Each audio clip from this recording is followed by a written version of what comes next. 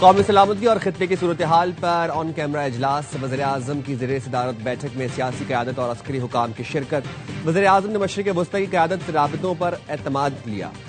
ذرائع کا کہنا ہے شرکاء کو ایران کے خلیجی عرب ملکوں پر حملوں کے بعد سفارتی کوششوں سے آگاہی دی گئی۔ مغربی سرحد پر افغان طالبان رجیم کے خلاف جاری آپریشن پر بھی بریفنگ دی گئی۔ سینیٹ اور قومی اسمبلی میں قائد حزب اختلاف کے اجلاس میں عدم شرکت، پی ٹی آئی اور سنی اتحاد کونسل کے پارلیمانی رہنماؤں کا بائیکاٹ۔ اجلاس میں Peoples Party, J U I, M Q M اور بلوچستان عوامی پارٹی کے ارکان شریک ہیں۔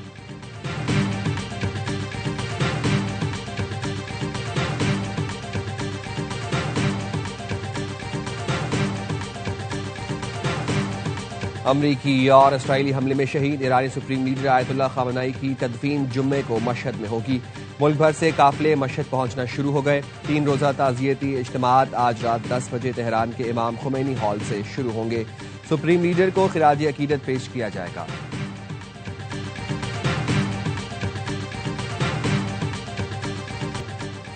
امریکہ اور اسرائیل کے 5ویں روز بھی ایران پر حملے جاری۔ رات بھر تہران دھماکوں سے گونجتا رہا۔ ایران میں شہادتوں کی تعداد 800 سے زائد ہو گئی، 1000 سے زائد افراد زخمی۔ ہلال احمر نے تہران میں 787 شہادتوں کی تصدیق کر دی۔ ایران کے عبوری وزیر دفاع میجر جنرل مجید ابن رضا بھی شہید ہو گئے۔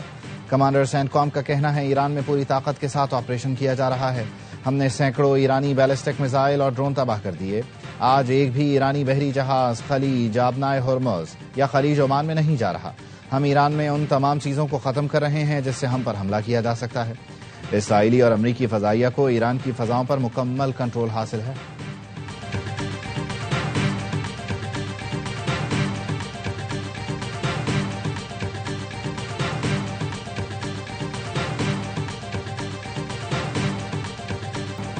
ایران کی بحریہ سمیت تمام اہداف کو تباہ کر دیا۔ خلیج میں تجارتی جہازوں کو تحفظ فراہم کیا جائے گا۔ امریکی صدر ٹرمپ کا اعلان، کہا خلیج سے گزرنے والی توانائی کی ترسیل ہر صورت یقینی بنائیں گے۔ تمام شپنگ لائنز کو مالی اور سیکیورٹی گارنٹی دستیاب ہوگی۔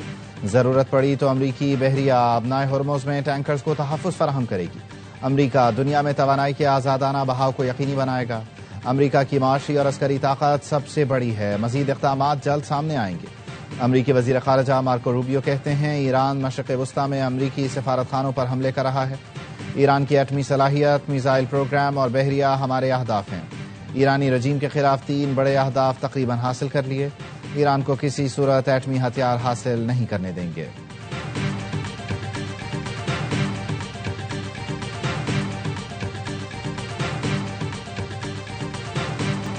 ایران نے اسرائیل کی جانب پھر میزائل داغ دیے۔ مقبوضہ بیت المقدس میں سائرن بج اٹھے۔ پاسداران انقلاب کا کہنا ہے 24 گھنٹے میں اسرائیل اور امریکہ کے 40 اہداف کو نشانہ بنایا۔ امریکی فوج کو بھاری جانی نقصان پہنچایا۔ 650 امریکی فوجی ہلاک اور زخمی ہوئے۔ امریکی فوجی مراکز اور جنگی جہازوں پر میزائل اور ڈرون حملے کیے۔ بحرین میں امریکی نیوی کے 5ویں بیڑے کے ہیڈ کوارٹرز کو متعدد بار نشانہ بنایا۔ آبنائے ہرمز ایران کی بحریہ کے مکمل کنٹرول میں ہے۔ ایران کی وزارت دفاع کے ترجمان نے کہا ایران کو فیصلہ کن برتری حاصل ہے، چند روز میں دشمن بھاگ جائے گا۔ حزب اللہ کا جنوبی لبنان میں 4 اسرائیلی ٹینکوں کو نشانہ بنانے کا دعویٰ۔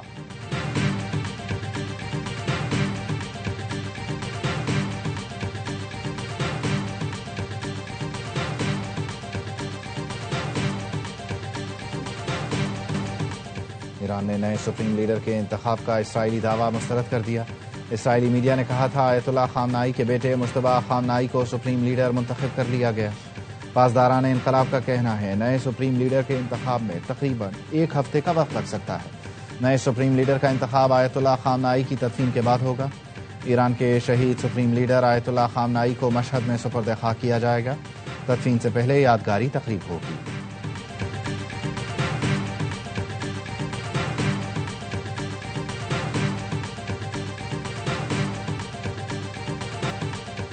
متحدہ عرب امارات کا ایرانی حملوں کے جواب کا مکمل اور جائز حق محفوظ رکھنے کا اعلان۔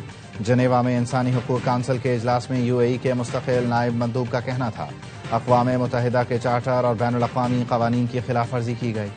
ایران کی جانب سے بیلسٹک میزائل اور ڈرون حملے کیے گئے۔ حملوں میں 3 شہری جاں بحق 58 زخمی ہوئے۔ علاقائی سلامتی کے لیے تحمل، مکالمے اور سفارتی حل پر زور۔ قطر نے پاسداران انقلاب کے لیے کام کرنے والے 2 جاسوس سیل پکڑ لیے، 10 افراد گرفتار۔ قطری نیوز ایجنسی کے مطابق 7 گرفتار افراد حساس اور فوجی تنصیبات کی جاسوسی میں ملوث پائے گئے۔ 3 افراد کو تخریب کاری کی منصوبہ بندی اور ڈرون حملے کی تربیت پر گرفتار کیا گیا۔ ملزمان نے تفتیش میں ایرانی پاسداران انقلاب سے تعلقات کا اعتراف کیا۔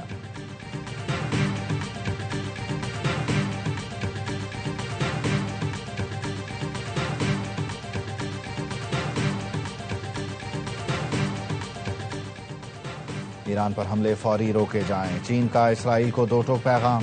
چینی وزیر خارجہ نے اسرائیلی ہم منصب سے فون پر فوری حملے روکنے کا مطالبہ کر دیا۔ کہا طاقت سے مسائل حل نہیں ہوتے، مشکلات میں اضافہ ہوتا ہے، کشیدگی کو پھیلنے اور بے قابو ہونے سے روکنا ہوگا۔ روسی وزیر خارجہ نے عالمی طاقتوں سے سوال پوچھا، کہاں ہیں وہ ثبوت جس کی بنیاد پر حملے کیے گئے؟ ایران پر مسلح جنگ کے اثرات پورے خطے میں محسوس کیے جا رہے ہیں۔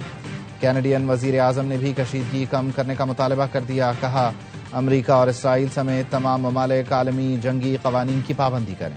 ترک وزیر خارجہ کا ایران میں رجیم چینج کی کوشش پر انتباہ، خطے کے لیے بڑے خطرات کی وارننگ دے دی۔ کہا رجیم چینج کی کوشش پورے مشرق وسطیٰ کے لیے خطرہ بن سکتی ہے۔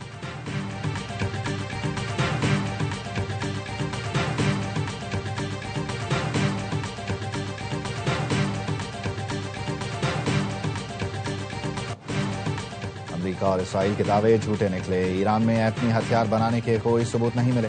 عالمی ایٹمی توانائی ایجنسی کا اعلان۔ سربراہ IAEA رافیل گروسی نے بتایا انسپیکٹرز کو ایران میں ایٹمی ہتھیار بنانے کے کسی منظم پروگرام کے شواہد نہیں ملے۔ امریکہ اور اسرائیل کے دعووں کے باوجود ایٹم بم بنانے کا ڈھانچہ سامنے نہیں آیا۔ ایران کے پاس ایٹم بم نہیں لیکن ایٹمی ہتھیار بنانے کا مواد ہے جو عالمی برادری کے لیے تشویش کا باعث ہے۔ امریکی سینیٹر کرس مرفی نے ایران کے خلاف جنگ کو ناپسندیدہ، غیر اخلاقی اور غیر قانونی قرار دیا۔ مشرق وسطیٰ میں حملوں کے خلاف امریکہ سمیت دنیا بھر میں مظاہرے، نیو یارک اور واشنگٹن میں بڑی تعداد میں لوگ سڑکوں پر نکل آئے، تیل کی خاطر خون نہ بہاؤ کے نعرے لگائے۔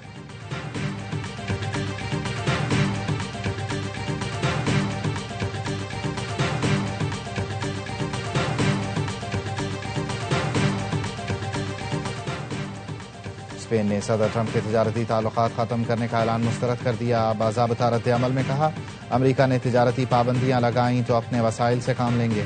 امریکہ ہر صورت عالمی قوانین کی پاسداری اور احترام کرے۔ امریکہ یورپی یونین کے ساتھ باہمی تجارتی معاہدوں سے انحراف نہیں کر سکتا۔ برطانوی وزیر اعظم کیئر سٹارمر نے پھر بتا دیا برطانیہ ایران پر جارحانہ حملوں میں شامل نہیں۔ کہا میں نے عراق جنگ کی بھی مخالفت کی تھی، تاریخ سے سبق سیکھنا چاہیے۔ مشرق وسطیٰ میں صرف اپنے شہریوں اور اتحادیوں کا دفاع کر رہے ہیں۔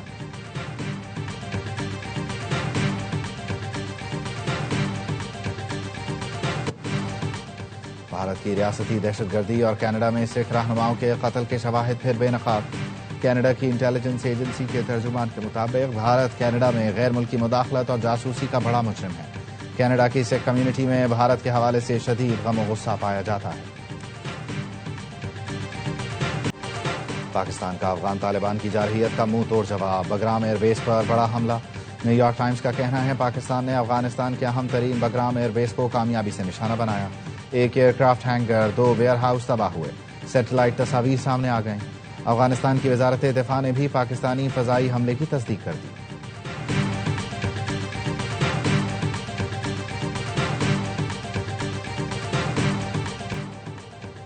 آپریشن غضب للحق کے تحت پاک فوج کی مؤثر کارروائیاں، 50 مقامات پر افغان طالبان، فتنہ خوارج، فتنہ ہندوستان کے ٹھکانے تباہ۔ سیکیورٹی ذرائع کے مطابق پاک فوج نے 3 اور 4 مارچ کی درمیانی شب قلعہ سیف اللہ، چمن، سمبازا جانی اور غزنالی سیکٹر میں بھاری ہتھیاروں سے کارروائیاں کی۔ بھاری جانی اور مالی نقصان کی اطلاعات، ان مقامات پر سرحد پار سے دہشت گردی کے لیے استعمال کیا جا رہا تھا۔ سیکیورٹی ذرائع کا کہنا ہے غضب للحق کے تحت کارروائیاں اہداف کے حصول تک جاری رہیں گی۔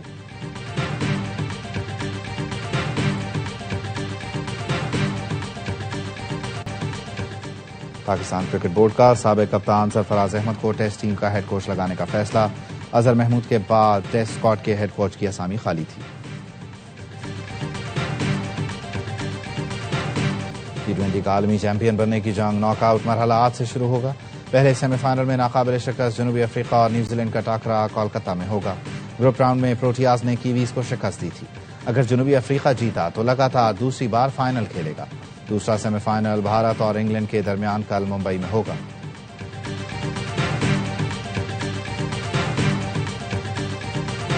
سلمان علی آغا جو ہے وہ کوچ کے انفلوئنس میں، انہوں نے ایک اور پلیئر کے بارے میں بولا تھا کہ یہ ہمیں نہیں چاہیے، لیکن وہ تھا، وہ سلیکشن کمیٹی نے ڈالا. کوئی آئیڈیا ہے وہ کون ہے؟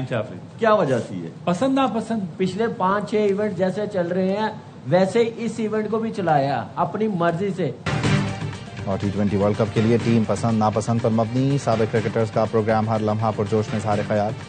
میزبان شعیب ملک نے کہا ایسا لگ رہا تھا کہ سلمان آغا کوچ کے دباؤ میں تھے، جس پر سینئر صحافی شاہد ہاشمی بولے مائک ہیسن کے کہنے پر بابر اور شاداب کو ٹیم میں رکھا گیا.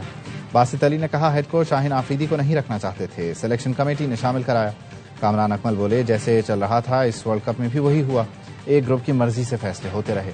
اداکار سعود بنے ہر لمحہ پرجوش کے مہمان، سامنا کیا دلچسپ سوالوں کا، مصطفیٰ اور عادی نے مذاق کا تڑکا لگایا.